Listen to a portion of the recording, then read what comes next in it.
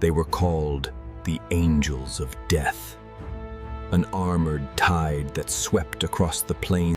History tells us they were heroes, saviors of Christendom, who arrived at the last possible moment. But that is only half the story. The truth is far darker, far more complex. What if I told you that the legendary charge that saved a continent was built on a foundation of political and a terrifying calculus of death? What if the force that saved one empire was unleashed only because it was This is the terrifying, untold story of the 20,000 winged horsemen. In the next 12 minutes, we will journey back to the blood-soaked year of 1683. We will not just recount a famous battle, we will dissect the agonizing choices that led to it. First, we will expose the desperate political gamble of a beleaguered emperor, a man so cornered by enemies. Next, we will uncover the monumental ambition of the Ottoman Grand Vizier, whose plan was not merely conquest, but the capture of the golden apple, the very heart of Christendom. And finally, we will reveal the shocking reality behind the charge of the Winged Hussars, commanded by a warrior king, who marched not just for faith, but to save his own kingdom from being the next to burn.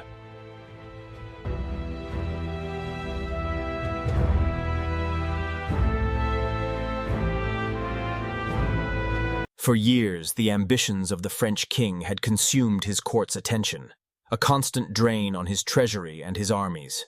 His gaze was fixed on the Rhine, on Flanders, on Italy, battlegrounds where Christian princes vied for dominance. To the east, the long frontier with the Ottoman Empire was a familiar problem, a low-grade fever that had persisted for generations. But it was a distant problem.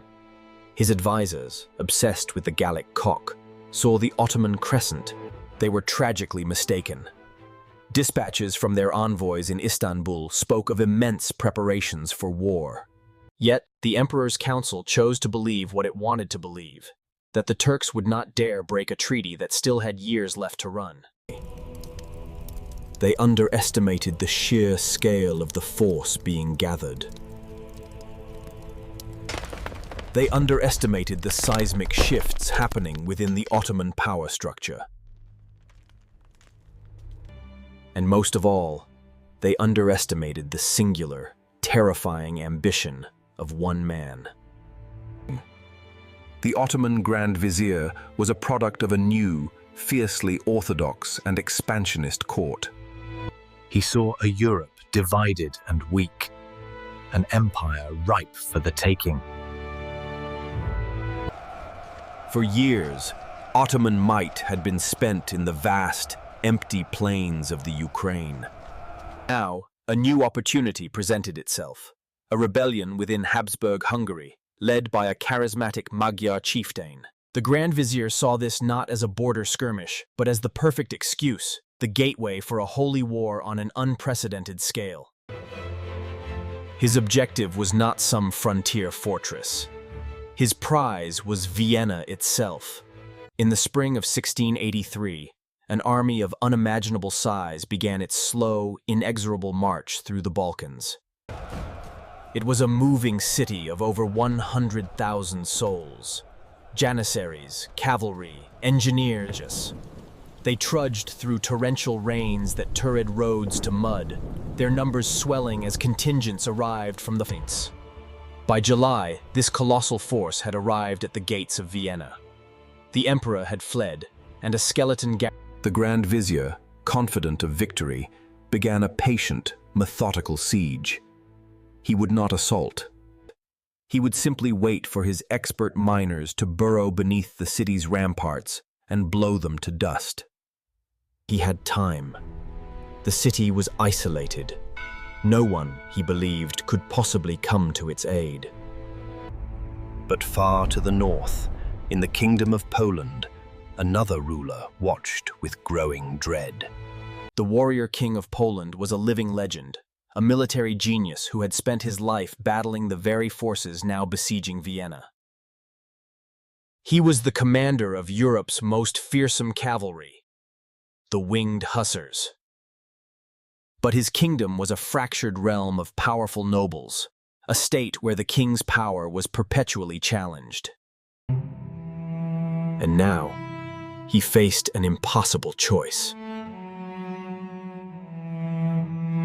The treaty he signed with the emperor was a pact of mutual defense, yet his own lands were directly threatened. The Ottoman advance into Hungary meant that Turkish and Tatar forces were now massed along his southern border. An attack on Krakow, his own royal city, was not just possible, but likely. Many of his advisors urged caution. Why risk the entire Polish army to save a rival? Why march to save Vienna when Krakow itself might burn? This was not a simple question of Christian duty. It was a terrifying strategic calculation. If Vienna fell, the full might of the Ottoman host would pivot north. His kingdom would be next. The invasion of Austria was not a separate war. It was the prelude to the invasion of Poland. The agonizing truth was this: the warrior king had to march.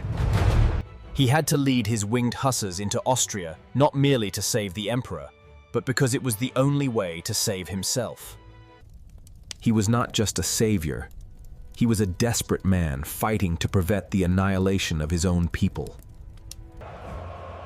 On the morning of September 12th, the combined Christian army, 85,000 strong, looked down. For 2 months, the city had endured. Now, its fate would be decided in a single day. The battle raged from dawn. For 12 hours, German and Austrian infantry relentlessly hammered the inside the city. The defenders, starving and exhausted, repelled one final, desperate assault on their breached walls. The Ottoman commander, obsessed with capturing the city, had fatally divided his attention and his forces. Then, at 5 in the evening, the moment came. The warrior king assembled his cavalry on the high ground. It was the largest cavalry charge in the history of warfare. 20,000 horsemen. At their heart were 3,000 of his elite guard, the Winged Hussars. These were not merely soldiers, they were an instrument of psychological terror. Each man was an aristocrat, a master of war, clad in armor and animal pelts. And from their backs rose the iconic feathered wings, designed to create a deafening, terrifying roar as they charged. They did not trot. They did not canter. They crashed down the hillside like an avalanche. The ground shook. The air tore with a sound that chilled the souls of the exhausted Ottoman soldiers. This was not a force they could fight. It was a force of nature. The lines that had held for 12 hours against infantry buckled and then shattered in minutes.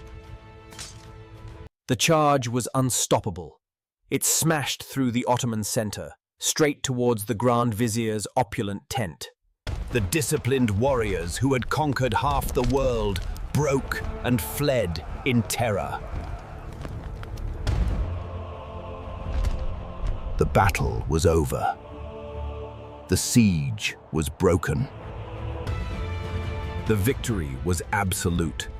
The Ottoman army was routed, leaving behind its artillery, its The warrior king famously declared, "We came, we saw, God conquered."